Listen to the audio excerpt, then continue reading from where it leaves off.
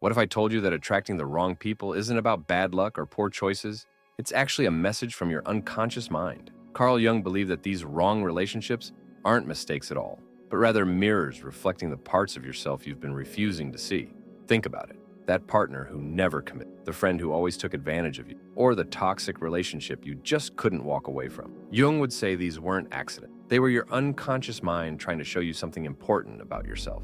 This isn't about blaming yourself or learning another set of dating rules. It's about understanding a deeper truth that most people never realize. Those painful patterns in your relationships, the same type of person showing up again and again, they're actually clues to your own healing and growth. By the end of this video, you'll understand why you keep meeting these, and more importantly, how to break free from this cycle forever. This isn't just theory.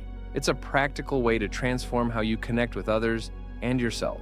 Think about Sarah, who kept attracting emotionally unavailable partners. She tried everything: dating apps, different social circles, even moving to a new city. But the pattern followed her everywhere. Why? Because according to Jung, she was unconsciously drawn to these partners as a reflection of her own emotional unavailability, a trait she developed in childhood to protect herself from an unpredictable parent. Her relationships weren't failing her. They were showing her exactly what she needed to heal.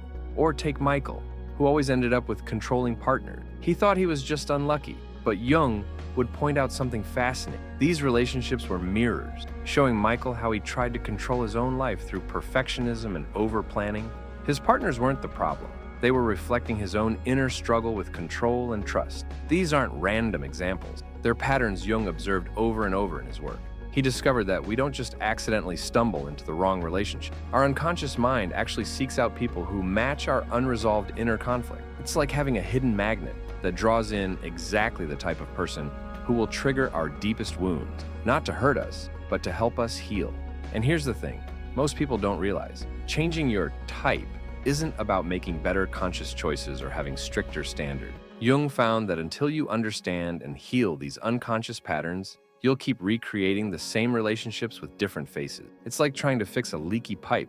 By constantly mopping the floor, you might temporarily clean up the mess, but until you fix the source of the leak, the water will keep coming back. But don't worry, this isn't about being stuck in these patterns forever. Jung discovered that once you understand this mirror effect, you can use it as a powerful tool for transformation. Every wrong person who enters your life becomes a messenger, showing you exactly what parts of yourself need attention and healing. And that's where real change begins. Let's dive into how these relationship mirrors actually work in your life. Jung discovered something fascinating about projection.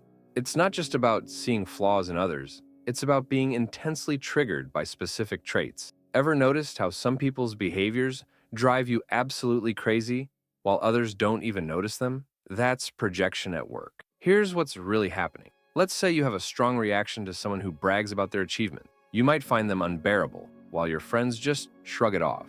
Jung would say this intense reaction isn't really about them. It's about a part of yourself you're uncomfortable. Maybe deep down, you want to celebrate your own achievement, but we're taught that's selfish. Your unconscious mind sees this trait in others and sends up red flags. Not because they're wrong, but because they're showing you something you've buried in yourself. Think about Jack, one of Jung's patients. He was constantly frustrated by needy friends who always wanted his attention. In therapy, he discovered something surprising. He was actually the one terrified of needing others, so he'd unconsciously seek out overtly needy people. They weren't the problem. They were acting out his own suppressed needs that he couldn't admit to him. This mirror effect goes even deeper. Jung found that we're most attracted to people who carry both our golden and shadow quality. That's why the charming narcissist feels so irresistible at first. They're showing us our own hidden desires for recognition and admiration, or why the wounded healer type pulls us in. They represent both our capacity to heal and our unacknowledged pain. But here's the crucial part Jung discovered. These mirrors aren't random. They follow a pattern unique to your own psychological makeup. If you grew up with an unreliable parent, you might find yourself drawn to unreliable partners. Not because you enjoy the pain, but because your unconscious is trying to resolve that original wound. It's like your psyche is setting up the same scenario again and again, hoping for a different ending. The really mind-bending part?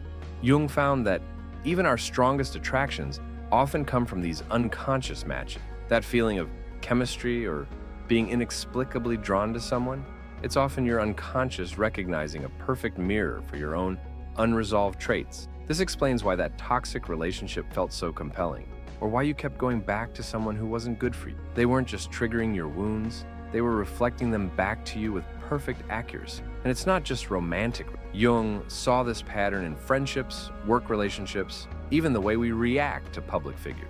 Every strong reaction, whether attraction or repulsion, is a clue about what's happening in our own unconscious mind.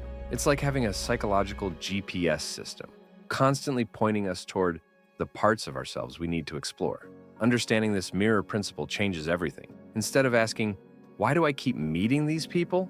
You can start asking, what are these relationships trying to show me about myself? This shift in perspective is the first step toward breaking free from repeating patterns and creating healthier relationships. Let's explore the most fascinating part of Jung's discoveries, the shadow self, and how it secretly controls your relationship. The shadow isn't just your dark side, it's a collection of all the traits you've pushed away because they didn't fit who you thought you should be. And here's where it gets interesting. The parts of yourself you reject don't disappear. Instead, they start showing up in your relationship. Take Emma's story. She prided herself on being independent and strong, never needing anyone's help. Yet somehow, she kept attracting partners who were clingy and emotionally dependent. Jung would say this wasn't a coincidence. Her shadow held all her own denied needs for connection and support.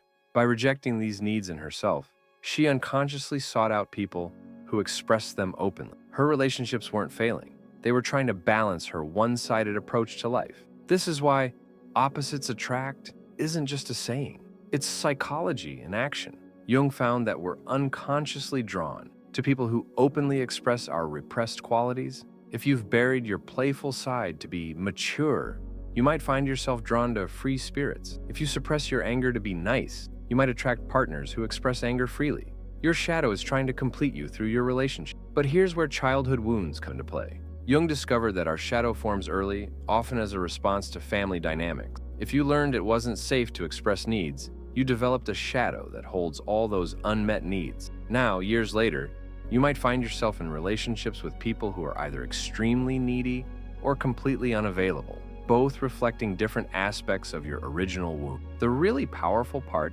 Jung found specific patterns in how the shadow shows up. If you're overly responsible, your shadow might draw you to irresponsible partners. If you're a perfectionist, you might attract chaotic people. These aren't random attractions. They're your psyche's attempt to find balance. Think about David, who always played the rescuer in relationship. He kept finding partners who needed saving. Jung would point out that David's helper identity was actually hiding his own need to be supported. His shadow held all his unacknowledged vulnerability, and his relationships were trying to show him this truth. This shadow dance explains why advice like, just have higher standards, often doesn't work. Your conscious mind might make lists of what you want in a partner, but your shadow is running the show behind the scenes. Until you acknowledge and integrate these rejected parts of yourself, you'll keep being drawn to people who express them for you. Understanding your shadow patterns is like finding the master key to your relationship pattern. Those wrong people you keep meeting, they're actually showing you exactly what parts of yourself. Now let's talk about the most practical part, breaking free from these patterns. Jung discovered that real change starts when you stop trying to find the right person and start becoming whole yourself. This process, which he called individuation, is like turning on the lights in a dark room. Suddenly you can see what was attracting all those wrong relationships. The first step is recognizing your own projection. When someone triggers a strong emotional reaction in you, pause. That intense irritation with your partner's neediness, it's probably showing you your own denied needs. That friend whose success makes you uncomfortable, they might be reflecting your unlived potential. These aren't just random feelings. They're maps leading to your own hidden traits. Here's what making this shift looks like in real life. Lisa always attracted controlling partners until she realized something crucial. She was actually controlling life in subtle ways through perfectionism and over-planning. Once she acknowledged her own controlling tendency, something remarkable happened. She stopped attracting controlling partners because she no longer needed them to play out this pattern. But Jung found that just understanding isn't enough. You need to actively integrate these shadow aspects. This means embracing the parts of yourself you've rejected. If you've always been the strong one, it means allowing yourself to be vulnerable. If you've played the victim, it means acknowledging your power. As you accept these parts of yourself, you'll notice your relationships naturally shifting. Think about Mark, who kept attracting partners who betrayed him. Through shadow work, he discovered he'd been betraying himself for years, ignoring his true desires. breaking promises to himself, settling for less than he wanted. When he started being honest with himself, his relationship patterns completely changed. He no longer needed external betrayals to show him what he was doing internally. The most powerful tool Jung gave us for breaking these patterns is active imagination, really engaging with the parts of ourselves we've pushed away. When you feel drawn to someone who's wrong for you, ask yourself, what quality in them am I drawn to? What part of myself might they be expressing? These aren't just mental exercises. They're keys to transforming your relationship pattern. And here's something crucial Jung discovered. As you integrate your shadow, your type naturally evolves. You stop being magnetically drawn to people who express your disowned parts because you're now expressing them yourself. Your relationships become choices rather than compulsion. You're no longer trying to complete yourself through others because you're becoming whole on your own. This integration process isn't about becoming perfect. It's about becoming real. Jung found that the more you accept your own complexity, the more you can accept others for who they really are, not just what they represent to your unconscious mind. And that's when authentic relationships become possible. Your relationships are about to change in ways you never expected. The transformation happens when you start seeing every person who comes into your life as a messenger, not a mistake. Jung discovered that once you integrate your shadow, your entire relationship landscape shifts. Look for these signs that your relationship patterns are healing. You'll start feeling less triggered by others' behaviors. That person who used to drive you crazy, their actions will feel less personal because you've acknowledged those same traits in yourself. You'll notice you're attracted to different types of people, ones who match your authentic self, not your wounded patterns. Here's what Sarah discovered after doing this work. Her new relationships weren't perfect, but they were real. Instead of being drawn to emotionally unavailable people, she started attracting partners who could match her own newfound emotional availability. The change wasn't in who was out there. It was in what she was unconsciously seeking. Self-acceptance is the key that unlocks everything. When you stop rejecting parts of yourself, you stop attracting people who embody those rejected qualities. It's like turning off a magnet that was drawing in the wrong people. You're no longer trying to heal your wounds through others because you're doing that work yourself. Think about relationships like a dance. Before, you were unconsciously seeking partners to dance your shadow's choreography. Now, you're free to create new steps. You'll find yourself naturally drawn to people who can meet you in this new dance of authenticity rather than those who match your old patterns. The most beautiful part of Jung's teaching is this. When you heal your relationship with yourself, your outer relationships naturally heal too. You stop accepting less than you deserve because you're no longer trying to play out old wounds. You start